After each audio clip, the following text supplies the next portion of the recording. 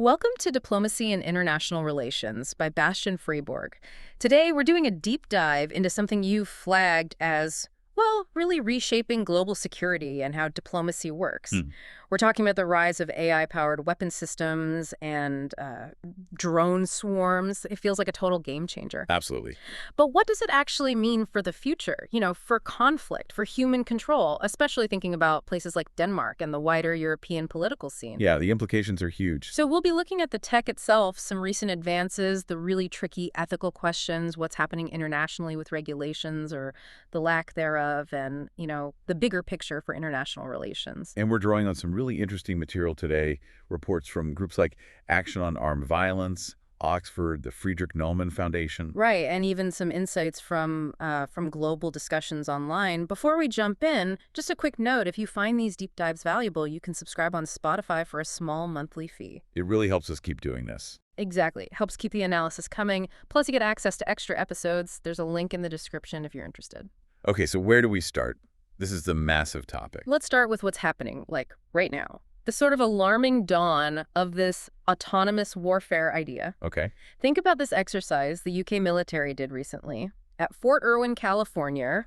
Big desert training ground, part of this larger U.S. thing called Project Convergence. Right. Integrating AI across allies. Exactly. And they had this swarm of autonomous AI-driven drones, and these things successfully scanned and identified enemy targets, and the speed was just unprecedented. Wow. And what kind of drones are we talking about? Well, there were British ones, like the Red Kite. It can carry about a 5-kilogram explosive payload, goes up to 60 miles, and you can launch it from just a grass strip. Simple launch, long range. Okay. And also ghost drones from a company called Blue Bear. They were all working together, with U.S. and Australian systems, too. Seamlessly, I bet they'd say. That's the word they used.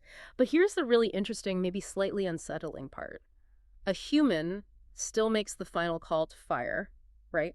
In these exercises anyway. Okay, so human in the loop, technically. Technically. But the AI is so fast at finding and identifying targets that the time the human has to actually decide, it just shrinks dramatically. Okay, so the window closes. Fast. Yeah, like you're going from playing regular chess to suddenly playing speed chess against a grandmaster. How does that speed change the actual control? That's the crux of it, isn't it? It really gets to what Dr. Ian Overton from Action on Armed Violence is worried about. He basically said, we are edging closer to a future where machines, not humans, hold the power to decide life or death. That's a stark warning. It is. And while, Commodore Rachel Singleton, who ran the operation, she praised the seamless interoperability, this idea that all these different drones talk the same language. Which sounds good from a military tech perspective. Sure, but that very ease, that lack of friction, it carries real dangers. It might just lower the bar for starting a fight, make it easier to engage, maybe escalate conflicts faster because the tech makes it seem simpler. Easier and faster. Not necessarily a great combination in warfare. Not always. Yeah. And then there's this other layer, what some people call the democratization of technology. Meaning it's not just for the big military powers anymore. Exactly. Think about it. You can buy drones like Australia's Skywalker X8 online for a few £100s. Wow. Really? Yeah. So the fear is, what happens when non-state actors get hold of this? Or it gets used in conflicts where there aren't many rules. It makes global security way more complicated. It really does. It's like you said, anyone with an internet connection and a credit card could potentially weaponize drones fairly easily. How do you even regulate that? That's the million-dollar question. Or maybe $1 billion now. It really underscores how different this is. Dr. Gabriel Reitmeier calls it a third revolution of warfare. On par with gunpowder and the atomic bomb. Yeah. It's not just a small step, it's a fundamental shift. But, okay, it's not just about the battlefield, right? This tech is also changing things behind the scenes in diplomacy. Absolutely. AI is definitely a double-edged sword there, too. So let's talk about that. Diplomacy, crisis management. We all know Clausewitz's idea of the fog of war, right? Mm-hmm. Information is unreliable, confusing during conflict. Hard for leaders to know what's really going on. Exactly. It's a huge problem. But now, researchers like Cornelia Biola are exploring how AI could potentially cut through some of that fog, revolutionize diplomatic crisis management even. How so? What can AI do for diplomats? Well, Biola breaks it down into sort of three main roles. First, there's descriptive analytics, basically answering what is happening right now. Like tracking positions in real time. Yeah, how party stances are shifting, maybe minute by minute. Then second, you've got predictive analytics. That's asking what will happen. Forecasting things like, will country X support this resolution? Exactly. Predicting trajectories. Yeah. Will they back an oil ban, for instance? And third, prescriptive analytics. This tries to answer, okay, what should we do? So testing out strategies. Right, assessing different responses and what their likely impact would be before you commit. Okay, that sounds powerful in theory. Do we have examples of this actually being used? We do, from the sources. There's a really concrete example from the Ukraine war.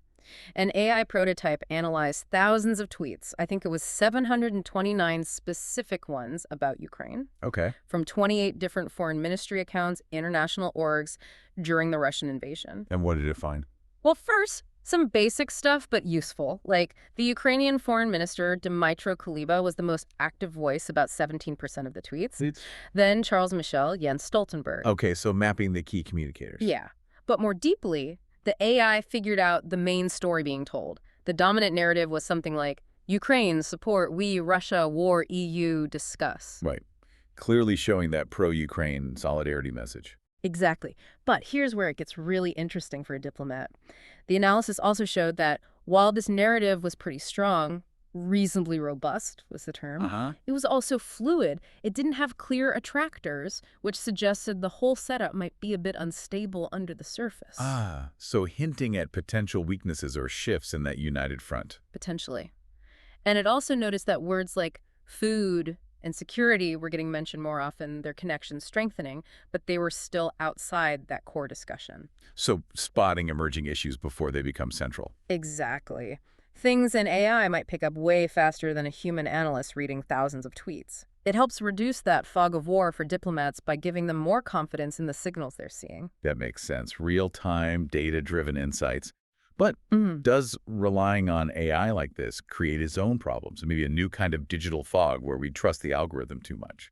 That's a great question. Because as helpful as AI can be there when we talk about weaponizing it, the implications for escalation are just, oh, they're terrifying. Yeah, the speed and scale change everything. Which brings us right back to the ethics and this idea of taking the human out of the loop.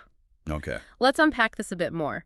James Johnson's research points out how drone swarms could massively boost range, accuracy, sheer numbers, coordination, intelligence gathering, speed, basically everything in future fights. Right, a quantitative and qualitative leap. And that leads to these nightmare scenarios like use them or lose them situations, especially between nuclear powers. Oh, wow. The idea that you think the other side has an advantage, you have to strike first, preemptively. Exactly. And with AI response times, there's suddenly no time for traditional diplomacy, for de-escalation calls. It could spiral incredibly fast. And that's assuming the AI works perfectly. Right, which it often doesn't. We know current AI can be brittle, unpredictable. It's vulnerable to data poisoning, right? Or bad data messes up its decisions. Yeah. So deploying immature AI systems in these high-stakes situations could lead to, catastrophic unintended consequences.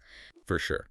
And this takes us straight into those core ethical legal questions. The big one, can you actually leave the decision about killing someone to a machine? Yeah. And we need to be clear what we mean by lethal autonomous weapon systems, lauda bianis. The definition usually involves a system that goes through the whole targeting cycle on its own. Find, fix, track, select, engage. That's the one. All without human control after it's been activated. So it's not remote control, it's the machine deciding. Correct. And there's a spectrum, right? You have human in the loop, human makes all key calls. Human on the loop, machine acts. But a human can step in. Monitor and override. Exactly. And then human off the loop. That's full autonomy. The machine makes the kill decision alone once it's running. And that off the loop is where the problems really pile up. That's where you get this huge responsibility gap. If that machine makes a mistake, a fatal one, who's accountable? Right. Is it the country? The commander who deployed it? The soldier who switched it on? The company that built it? The programmer? Or the machine itself. Exactly. It's a legal black hole, but it's profoundly ethical too. Many argue just delegating that life or death choice to an algorithm, well, it violates basic human dignity. It risks throwing away fundamental civilized values. And for countries like Denmark that value international law and human rights, that's a serious concern. Plus, you mentioned proliferation. Yeah, that's another huge worry. Mm-hmm. Unlike nukes, you don't need special fissile materials for laws. With things like 3D printing, cheap sensors, they could potentially be produced relatively easily. Making them accessible to non-state actors? Terrorist groups. That's the fear. It could make conflicts even more unstable, harder to manage. It's a frightening thought, but is it only non-state actors we should worry about? Aren't the big military powers who are rejecting a ban the main ones pushing this tech forward? That's a critical tension, absolutely. The states developing it are, in a way, driving the proliferation risk themselves, even while they might worry about others getting it. It's complex. So given all these risks, ethical, legal proliferation, what's actually being done at the international level? Is anyone trying to regulate this? Well, there are efforts, mostly happening under the UN Convention on Certain Conventional Weapons, the CCW. Okay, so what's the progress there? Honestly, it's pretty divided. You've got a group of about 30 states, plus scientists, NGOs, the UN Secretary General himself, all calling for a global ban on law Ws. A complete ban. Yes. But then you have the major military players, the US, China, Russia, France, the UK. They're pushing back. Mm. They reject a ban. Why? What's their reasoning? They argue it would stifle their research and development, put them at a disadvantage. They prefer codes of conduct or non-binding principles, generally. So a clear split. What does that mean for Europe? Does the EU have a unified position? Not really. It's fragmented. The European Parliament actually called for a ban. Okay, so the parliament Right. wants one. But the member states don't all agree. France, for example, has its own military AI strategy. They're actively developing this stuff. Germany's been having a big internal debate just about arming drones they already have. So internal divisions. Right. And then you have Belgium, which has actually passed a law banning fully autonomous weapons. Wow. So a real mix. That must make it hard for a country like Denmark trying to navigate its foreign policy within that divided European context. Definitely. It complicates building a coherent European voice on such a critical issue. And what about the tech companies themselves? Silicon Valley, are they involved in this debate? Oh, absolutely. Their role is fascinating and kind of ambivalent. Take Google. After big employee protests over military projects like Maven and JDI, I remember that. they came out with ethical AI principles, basically saying they wouldn't provide AI specifically for weapons. Okay, so drawing a line. Sort of. Yeah. Then you have Microsoft. They're developing their own ethical rules too, but they're still taking on big military contracts. Trying to balance it, perhaps. Balancing act, yeah. And then figures like Elon Musk have been really outspoken against the law Ws, signing letters to the UN demanding a ban. So it's complicated. Is it genuine ethics driving these companies, or is it public relations or pressure from their own employees? It's probably a mix of all three, honestly. Yeah. It's a really complex relationship between the tech industry and the military establishment right now. Okay, so regulation is stalled, companies are conflicted, but the tech marches on. What about defenses? If swarm attacks are the future, what can be done against them? Right. For every weapon, a countermeasure. The sources mention several possibilities. Directed energy weapons, lasers. Lasers, okay? Sci-fi becoming real. Pretty much. The potential plus is they could be cheap per shot, maybe less than $100. The downside is performance can be affected by weather fog, rain, dust. Ah, okay. Limitations. What else? EMPs, electromagnetic pulses, or NEMP blasts, basically frying the electronics of the drones over an area. Disrupting them electronically. Exactly. Then there's the more kinetic approach, drone hunting drones, basically sending drones to shoot down other drones. Dogfighting drones. Sort of. And even good old-fashioned flak cannons. Germany apparently has guns that can supposedly shoot down like 800 drones a minute, plus smart sights for rifles. Wow, 800 a minute.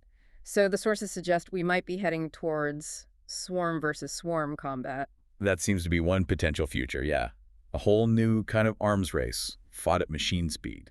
It's a sobering picture. So, summing this up, what's the big takeaway? I think the profound shift is that AI and drone swarms aren't just changing tactics. They risk creating what some call forever wars. They make conflict potentially more accessible, more asymmetric, meaning smaller groups can challenge bigger powers, and just fundamentally harder to end through traditional diplomacy or peace building. It's redefining the whole strategic landscape. Completely. And if you connect that to the bigger picture, Yeah. the sources mention the Global Peace Index 2025, showing a decline in positive peace. the attitudes, institutions, the things that sustain peace in places like North America and Europe. So our capacity to handle this is maybe decreasing just as the threat is increasing. That's the worry. It makes adapting to this new reality incredibly urgent, especially for nations like Denmark that prioritize stability and international cooperation. We have to rethink security from the ground up. So let me pose this final thought to you, the listener. What does all this mean for you? The lines between the phone in your pocket and military tech are getting blurrier. Mm-hmm. Is the future of conflict one where algorithms fight algorithms? Maybe removing humans from the immediate danger zone? Does that sound more humane? Or does it just pave the way for a colder, more calculated kind of destruction where accountability disappears? It's a deep question. Consider those discussions like, will human soldiers basically become obsolete in 10 years because machines are just better? Or could we end up in some weird future where wars are fought like giant BattleBots contests without human casualties? A strange thought, but people are discussing it. What parts of our humanity, our decision-making, our conscience, are we actually willing to hand over to a machine? Something to think about. Thank you for joining us on this deep dive into AI, drones, and the future of international relations. If you found this discussion thought-provoking, please do consider subscribing to Diplomacy and International Relations by Bastian Freiburg on Spotify. As we said, that small monthly fee really helps us continue producing this analysis. The link's in the description. And if you enjoyed our exploration today, please take a moment to follow the podcast and rate us 5 stars on Spotify. It genuinely helps us reach more people who are curious about this complex world we're all trying to understand. Thanks again for listening.